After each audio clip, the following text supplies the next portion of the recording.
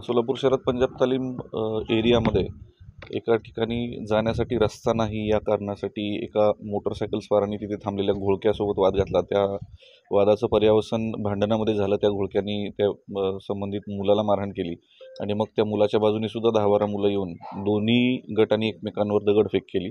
या दगडफेकीमध्ये एक मोटरसायकल एक 4 व्हीलर याचं नुकसान झालेलं आहे। याच्यामध्ये कुणी गंभीर जखमी नाही। या दगडफेकीमध्ये एक जण किरकोळ जखमी आहे। या संदर्भात योग्य ती कायदेशीर कारवाई गुन्हे दाखल करून करण्यात येत आहे।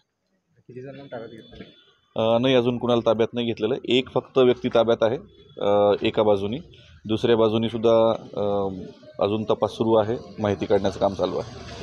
गटांनी तक्रार वगैरे घेतली काय आपण? आता एका गटाची तक्रार घेणं सुरू आहे, दुसरा गट जेव्हा येईल तेव्हा पुढची कारवाई होईल।